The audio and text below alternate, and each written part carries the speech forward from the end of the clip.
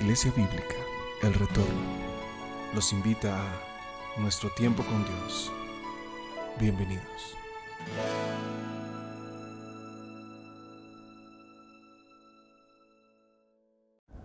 Bienvenidos a Nuestro Tiempo con Dios. Continuando con nuestro estudio en el libro de Lamentaciones, hoy vamos a dar inicio al capítulo 2 y vamos a leer los versículos del 1 al 5. Este segundo lamento, poema del capítulo 2, habla sobre la ira de Dios ante el pecado. Leamos entonces el versículo 1. ¿Cómo oscureció el Señor en su furor a la hija de Sión? Derribó del cielo a la tierra la hermosura de Israel, y no se acordó del estrado de sus pies en el día de su furor. En este versículo vemos la tristeza que manifestaba el profeta Jeremías, y era porque la hermosura y la belleza de Jerusalén fueron oscurecidas por el juicio que el Señor les envió. El templo, el lugar en el cual el pueblo de Dios se sentía orgulloso, fue destruido. El Señor, en su furor, no se acordó que la tierra y el templo eran el estrado de sus pies. Esto lo podemos confirmar en Isaías 66:1 y en 1 de Crónicas 28:2. Versículo 2. Destruyó el Señor y no perdonó. Destruyó en su furor todas las tiendas de Jacob. Echó por tierra las fortalezas de la hija de Judá. Humilló al reino y a sus príncipes. Dios, en su ira, en su furor, permitió que todas las casas de Israel, de Judá, fueran destruidas. El Señor es la única fuente de bendición para su pueblo. Este pueblo ofendió a Dios por sus pecados, tanto así que sus gobernantes fueron humillados, no fueron de ejemplo para su pueblo.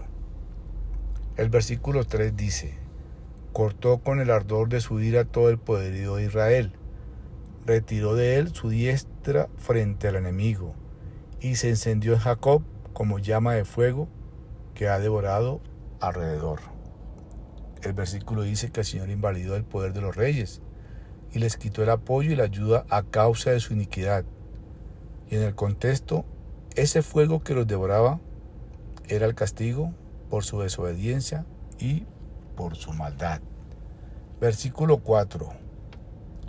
Entesó su arco como enemigo, afirmó su mano derecha como adversario y destruyó cuanto era hermoso. En la tienda de la hija de Sión derramó como fuego su enojo. Vemos en este versículo que aunque Nabucodonosor fue el instrumento en las manos de Dios, el mismo Señor era el autor.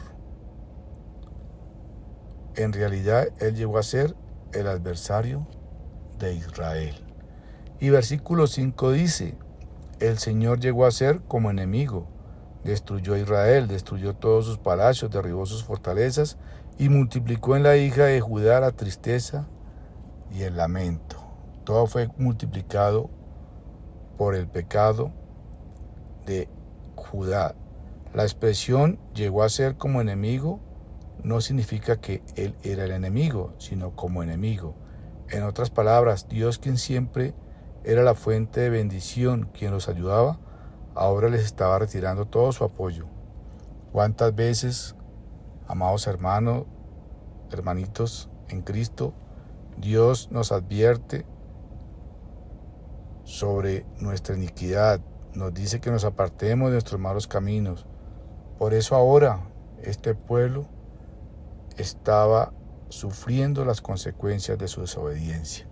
Quiero invitarles para que lean en sus casas Mateo 23, del versículo del 37 al 39, el lamento de Jesús sobre Jerusalén. Y para concluir, mis amados hermanos, vemos que la ira de Dios es santa y siempre justificada. La ira del hombre nunca es santa y rara vez justificada. La ira de Dios es una divina respuesta al pecado y a la desobediencia del hombre. La idolatría era con frecuencia la causa de la ira divina. Su pueblo fue tras dioses ajenos y le creyeron más a los falsos profetas que al verdadero profeta de Dios. Al contrario, los perseguían y los asesinaban. Amados hermanos, como vemos, la ira de Dios es algo temible y aterrador. Dios es amor, pero también es fuego consumidor. Solo aquellos que han estado cubiertos por la sangre de Cristo derramada por nosotros en la cruz pueden estar seguros de que la ira de Dios nunca caerá sobre ellos. Leamos lo que dice Romanos 5:9. Pues mucho más estando ya justificados en su sangre, por Él seremos salvos de la ira. En pocas palabras, amados hermanos, Dios nos dice que nos apartemos de los malos caminos para que no suframos las consecuencias de nuestro pecado. Oremos.